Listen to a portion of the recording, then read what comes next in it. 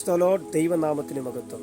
മർക്കോസിന്റെ സുവിശേഷം 10-ാം അധ്യായം അതിന്റെ 48-ാമത്തെ വാക്യം ഇങ്ങനെ വായിക്കുന്നു: മിണ്ടാതിരിപ്പാൻ പലരും അവനെ ശാസിച്ചിട്ടും, ദാവീദ് പുത്ര, എന്നോട് കരുണ തോന്നണമേ എന്ന് അവൻ ഏറ്റവും അധികം നിലവിളിച്ചു പറഞ്ഞു.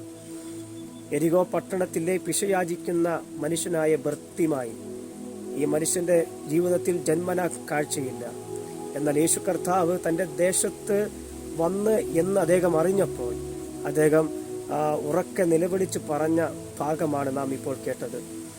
പലരും അദ്ദേഹത്തോട് പറഞ്ഞ് മിണ്ടാതിരിപ്പാൻ, എന്നാൽ ഈ പറയുന്ന വാക്കുകളെയോ പറയുന്നവരുടേതായ പ്രവൃത്തികളെയോ അല്ല അദ്ദേഹം നോക്കിയത്. തൻ്റെ ആവശ്യം പറയുവാൻ അദ്ദേഹം ഉറക്കെ നിലവിളിച്ചു. അവൻ ആരെ വിളിച്ചുവോ, വിളിച്ചവൻ അദ്ദേഹത്തിൻ്റെ അടുക്കൽ വന്നു. കർത്താവ് അദ്ദേഹത്തിൻ്റെ അടുക്കൽ വന്നിട്ട് അദ്ദേഹത്തിൻ്റെ ആവശ്യത്തെ അറിഞ്ഞ് അദ്ദേഹത്തിന് സൗഖ്യം കൊടുപ്പാനിടയായി തീർന്നു. അദ്ദേഹത്തിന് കാഴ്ച ലഭിപ്പാനിടയായി തീർന്നു.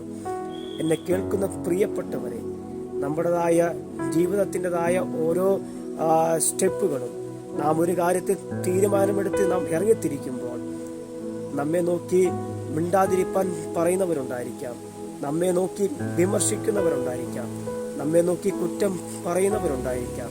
പക്ഷേ നമ്മുടെ യാത്ര ആ ലക്ഷ്യത്തിലേക്കാണ് നാം എത്തിച്ചേരുന്നതെങ്കിൽ ഇതിനെ ഒന്നും നോക്കാതെ കൃത്യമായി തൻ്റെ നിലവിളിക്ക് മുമ്പിൽ പലരും പറയുന്ന വാക്കുകളെ നോക്കാതെ തൻ്റെ ആവശ്യബോധത്തോടുകൂടെ നിലവിളിച്ചത് കൊണ്ട് അദ്ദേഹത്തിന് തൻ്റെതായ ഉത്തരം ലഭിച്ചതുപോലെ നമ്മൾ മുമ്പോട്ട് വെക്കുന്ന സ്റ്റെപ്പുകൾ ആവശ്യബോധത്തോടു കൂടെയെങ്കിൽ നാം പലരെയും നോക്കാതെ നാം മുന്നോട്ട് പോകുന്നുവെങ്കിൽ അവിടെ വിജയം തന്നെ ഉണ്ടാകും.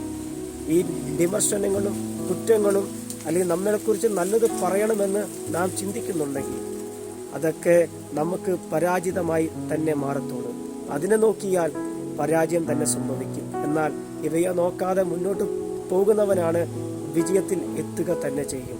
അങ്ങനെയായി മാറട്ടെ നമ്മുടേതായ വിശ്വാസം. കർത്താവിനോടുള്ള വിശ്വാസത്തിൽ നാം ഉറച്ചു നിൽക്കുമ്പോൾ നമ്മളെ നോക്കി വിമർശിക്കുന്നവരും കുറ്റം പറയുന്നവരുമൊക്കെ ധാരാളം ഉണ്ടായിരിക്കാം. പക്ഷേ നാം അവരുടെ വായടയ്ക്കുന്നത് നാം അവർക്ക് നേരെ വാഗൊണ്ട് പറഞ്ഞിട്ടല്ല, മറിച്ച് നമ്മുടെ ജീവിതത്തിൻ്റെതായ ലക്ഷ്യത്തിൽ നാം എത്തിച്ചേരുമ്പോൾ ആ ലക്ഷ്യം അവർ കാണുമ്പോൾ അവരുടെ വാ തന്നെ അടയുവാനിടയായി തീരും. അങ്ങനെ വിശ്വാസത്താൽ നമ്മുടെ സ്റ്റെപ്പുകൾ മുന്നോട്ട് വെക്കട്ടെ. നാം ലക്ഷ്യസ്ഥാനത്ത് എത്തിച്ചേരുമ്പോൾ ആ എത്തിച്ചേരുന്നിടം വരെ ആ ലക്ഷ്യത്തിൽ തന്നെ ഉറച്ചു നിൽക്കുക, വിശ്വാസത്തിൽ വളരുക, വിശ്വാസത്തോടെ മുന്നോട്ട് പോകുക. ദൈവം ഏവരെയും സഹായിക്കുമാറാകട്ടെ.